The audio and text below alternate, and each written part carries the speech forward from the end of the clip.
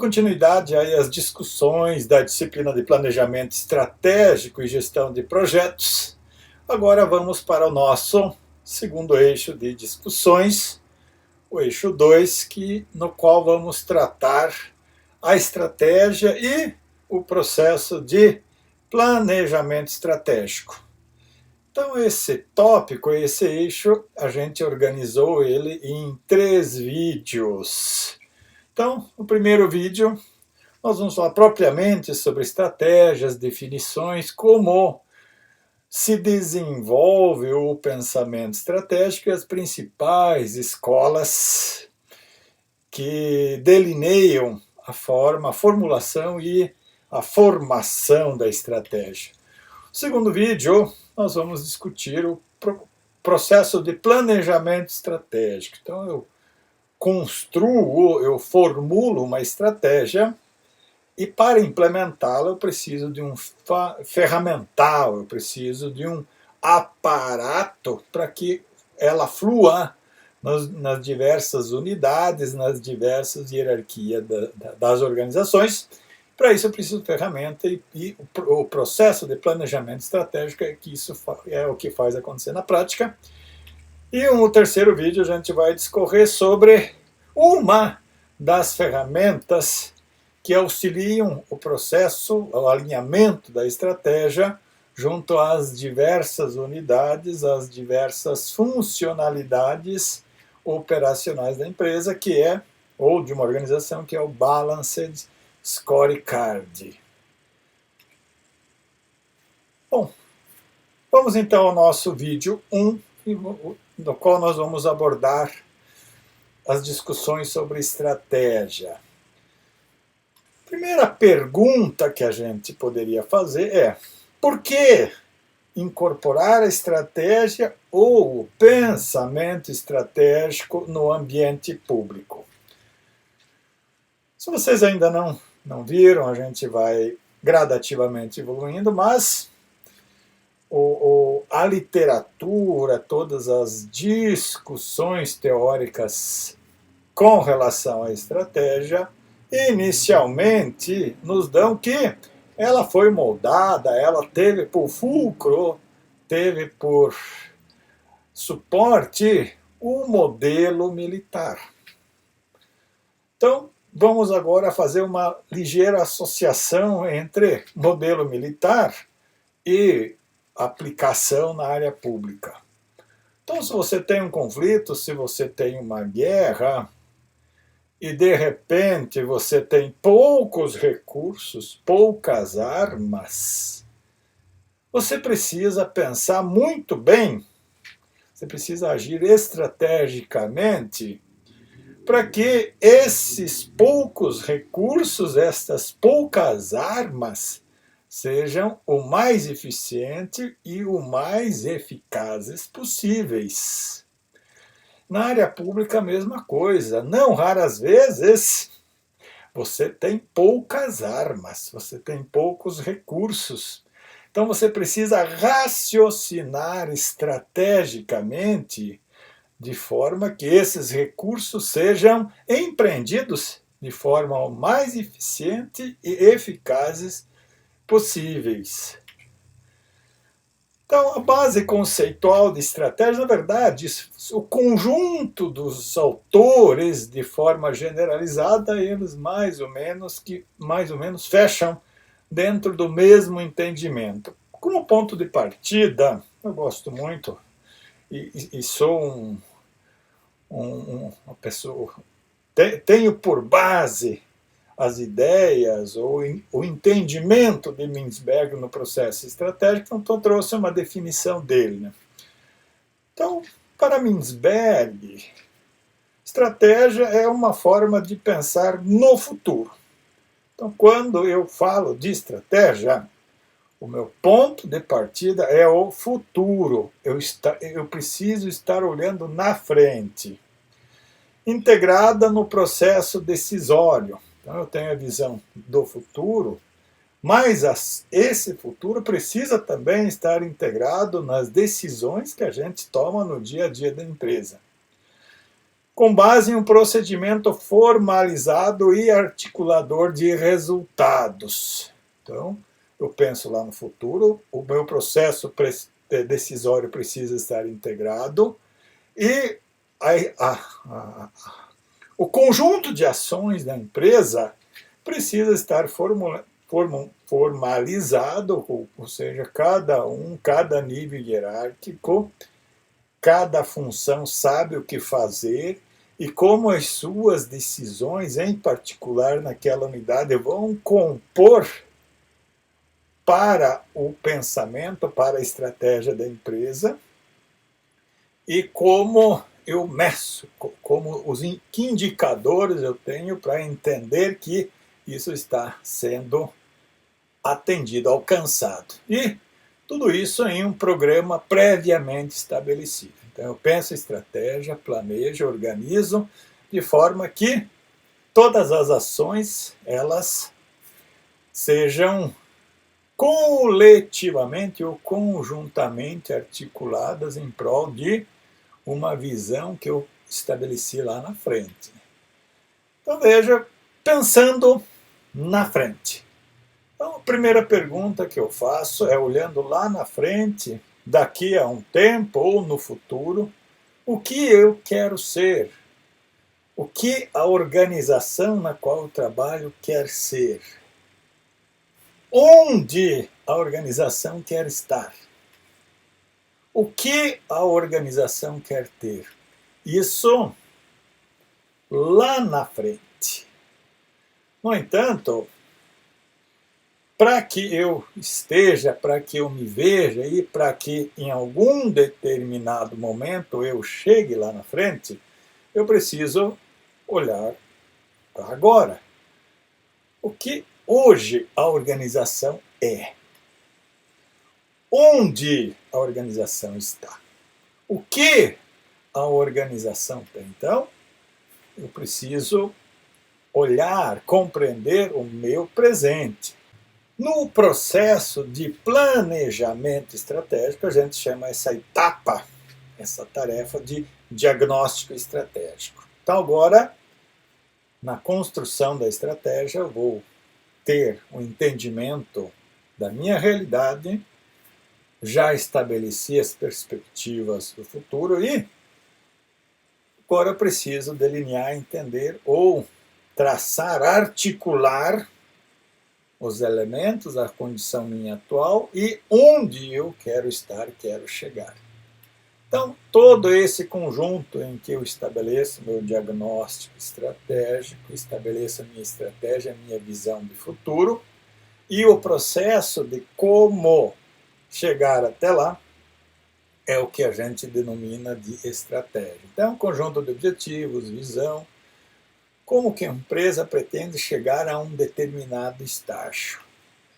E o processo de organização de responsabilidades, de funções, de hierarquias, de indicadores, para que, passo a passo, você vá monitorando, acompanhando o estágio atual até o alcance da estratégia, que a gente denomina de planejamento estratégico. Importante destacar aqui, planejamento estratégico e estratégia não são as mesmas coisas.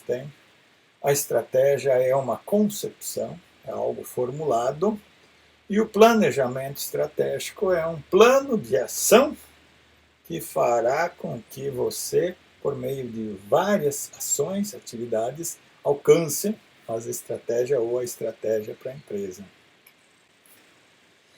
Bom, a estratégia ela está organizada em várias escolas de pensamento. Primeira escola, a gente denomina de escola prescritiva. A segunda escola é a escola descritiva. E a terceira escola é a escola integrativa.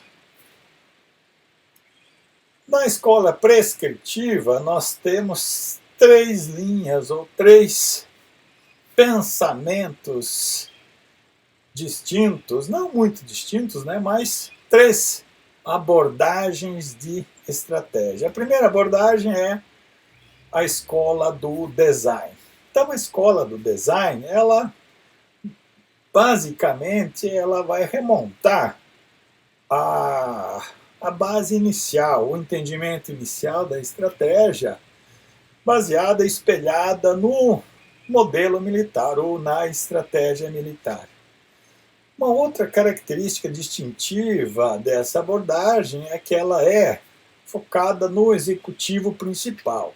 Como ela está espelhada no modelo militar, então quem desenhava, quem construía estratégia no ambiente de batalha eram os generais, eram os grandes líderes. Então, transferindo isso para a organização, é o executivo principal, e fazendo uma analogia com a gestão municipal, esse executivo poderia ser o prefeito, ou o prefeito e alguns secretários. E um outro aspecto é que essa abordagem ela constitui-se de um processo deliberado, intencional e consciente. Também ela tem baixa formalidade. Como ela está centrada no modelo militar, no executivo, no general, então ela não tem tanto apego a aspectos formais, aspectos planejados. A segunda abordagem da escola prescritiva é a abordagem do planejamento. Então, como o próprio nome diz, a estratégia ela é mais estruturada. Então, o primeiro passo é, por estar inscrito num processo de planejamento, é algo formal, estruturado, como eu já disse, controlado e consciente de planejamento. As coisas são programadas. Uma outra característica é que você tem várias etapas, você tem hierarquias, você pensa um contexto, mas distribui, descentraliza as ações nos seus níveis e nas suas hierarquias. E também é um processo que normalmente inclui técnicas administrativas, técnicas gerenciais e um conjunto de checklists e de indicadores associados ao processo de planejamento e que depois vão ser suporte para acompanhamento. Então, essa é a abordagem do planejamento. Uma terceira abordagem temos a abordagem do posicionamento. Talvez essa abordagem ela seja interessante no âmbito da gestão pública. Então, a abordagem do posicionamento, ela tem o Michael Porter como seu principal expoente, tem outros autores que também defendem essa abordagem. Então, tem lá o Michael Porter, então, em tese, até pelas obras que ele publicou, ele permite que as discussões, as ideias dele sirvam de forma mais encaixada no ambiente público, em particular numa gestão de Estado, na gestão municipal. Então, a abordagem de posicionamento de Porter, ele recomenda que uma organização, em primeiro lugar, precisa adotar uma posição estratégica. Essa posição estratégica ela provém das estratégias genéricas de Porter, como a literatura trata.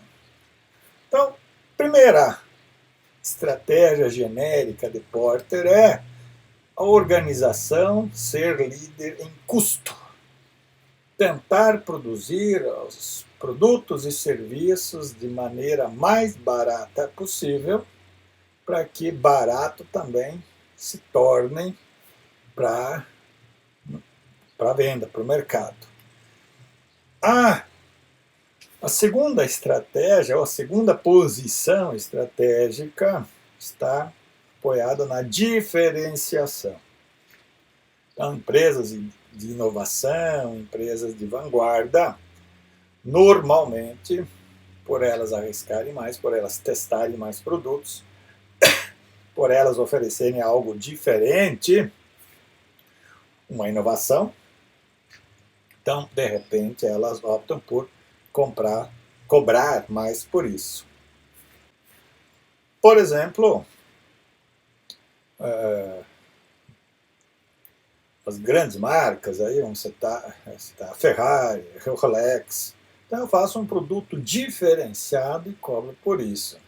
E um terceiro, e uma terceira posição estratégica, ela na verdade não é uma posição nova. Então, é a do enfoque. Você pode ter a liderança em custo, mas você não precisa ter. Aqui nós temos, por exemplo, na parte de baixo, nas abscissas, o diferencial competitivo e nas ordenadas a abrangência. Então, eu, de repente, quero liderar em custo, mas quero atender a um determinado nicho. Então, por exemplo, vamos categorizar aqui roupa de grife para criança. Então, quando eu trabalho em roupa de grife, eu estou no eixo da diferenciação e do enfoque. Eu quero um público restrito, um recorte de público. Então, por que eu falei da questão da posição estratégica a hora que a gente fala no ambiente público e aí trazendo ao particular da gestão municipal? Então, você tem que ver cabe a liderança em custo para a prefeitura. Então, de repente, a prefeitura poderia adotar a liderança em custo, prestar ao cidadão serviços mais baratos possíveis. Tanto que é importante destacar que o fato de muitos serviços prestados para o cidadão não serem cobrados dele, esse serviço tem custo, porque são por meio de outros recursos, emendas parlamentares, fundo de participação do município ou a própria arrecadação própria. Mas o que se tem visto em termos de estratégia em muitos municípios é o da diferenciação. Aí as 3 obras de Porter, o município tenta ver quais são as suas vantagens competitivas, ou, como diz Porter lá em Vantagens Competitivas das Nações, qual que é a vantagem natural? Aquelas características de natureza, diferenciação, explorando o turismo, étnicas, culturais, quantos locais aí não desenvolveram e não se mantêm, não se tornaram economicamente sustentável, por exemplo, com o turismo religioso. Então, a escola do posicionamento permite que você tente enxergar como o município poderia se constituir de aspectos em um invólucro distintivo a partir daquilo que naturalmente ou culturalmente ou de características que já estão intrínsecas, implícitas no município. Dando continuidade, então agora vamos para o grupo das escolas descritivas. Aqui temos 6 abordagens. A primeira dela é a abordagem empreendedora. Então, essa abordagem ela está mais focada no ambiente organizacional, no ambiente empresarial, em que o empreendedor é o estrategista e as estratégias ele desenvolve pela própria experiência vivida e aprendida com a prática, com a gestão do empreendimento.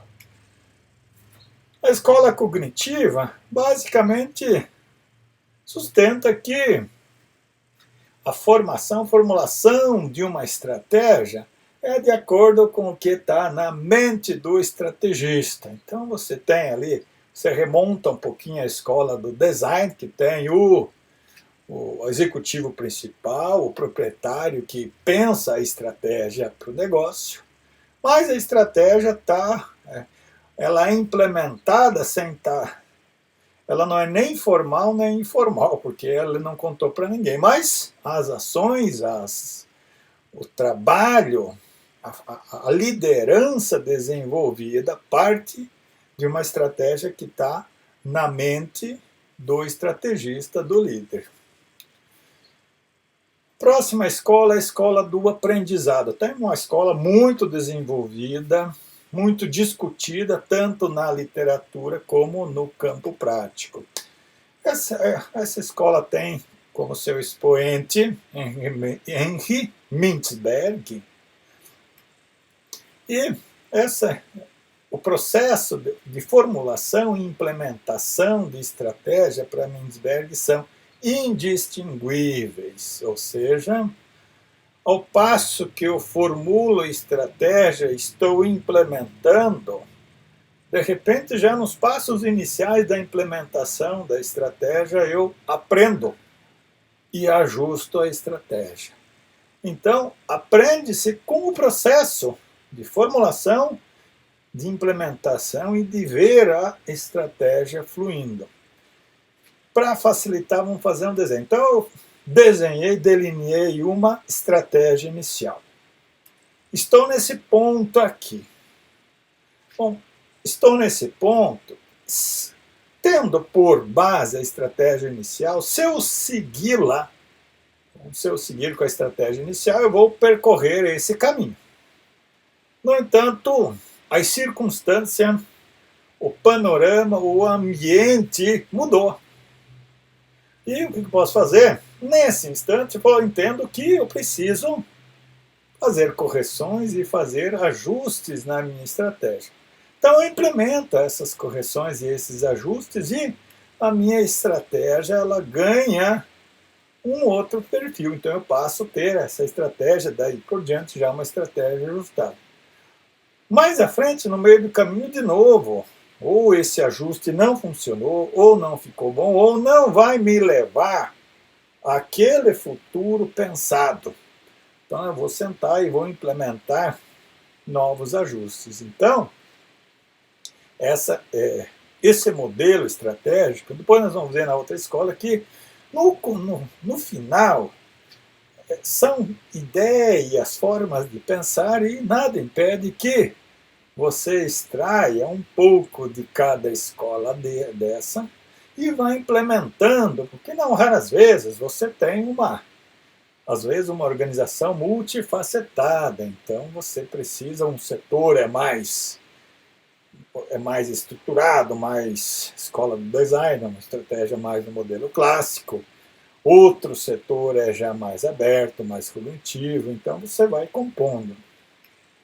Outra escola é a escola do poder, então principalmente quando a organização ela se relaciona com ambientes de poder, seja poder político, poder público, então não raras vezes a estratégia precisa incluir também essas relações de poder e não raras vezes ser delineada tendo em vista como de forma prioritária essas relações de poder. A escola cultural. Então, esse aspecto, invariavelmente, precisa ser considerado. Então, a escola cultural considera que, na hora que você desenha a estratégia, tanto no aspecto interno como em relação ao aspecto externo, você precisa considerar o elemento cultural. Então, mesmo na composição da estratégia, as pessoas na organização têm a sua cultura, têm os seus costumes, têm as suas convicções, têm os seus valores. Então não vai resultar num processo de planejamento estratégico efetivo se as pessoas desenvolverem um planejamento que irá contra as suas convicções, os seus valores. Né? E, da mesma maneira, com relação a você entender o teu cliente, o teu ambiente externo. Outra escola é a escola ambiental. Essa escola ambiental, ela basicamente pontua que você monta a estratégia a partir de uma reação em relação ao ambiente, levando para o setor público. Então, por exemplo, você está no município, você é o prefeito, e a crítica está muito pesada, muito generalizada em relação à segurança pública. Então eu vou constituir uma estratégia para reagir a essa pressão ambiental. A crítica é muito grande em relação à área da saúde, à área da educação. Então as estratégias, elas não raras vezes, talvez até mais do que a gente pensa ou espera, no ambiente público elas se tornem uma reação a pressões ambientais. E a escola integrativa, denominada na literatura como escola da configuração, ela, olha, entenda o teu ambiente, entenda a tua organização, e dessas escolas todas, utilize recortes. Então, de repente, numa determinada diretoria, a escola do design, a coisa flui melhor por algo mais informal, você tem uma liderança mais destacada. Em outro setor, as pessoas elas gostam de trabalhar de forma mais coletiva, então você vai compondo os aspectos, as contribuições de cada escola, de forma que o teu processo de planejamento estratégico, mais lá na frente, agora no delineamento, na formulação de estratégia, tenha a maior eficiência possível. Bom, então essa abordagem, essas definições e esse é o entendimento desse nosso primeiro tópico, compreender o que é estratégia, as escolas do pensamento estratégico e gradativamente procuramos fazer o link de como entender o conceito, as escolas, o pensamento estratégico dentro da iniciativa pública.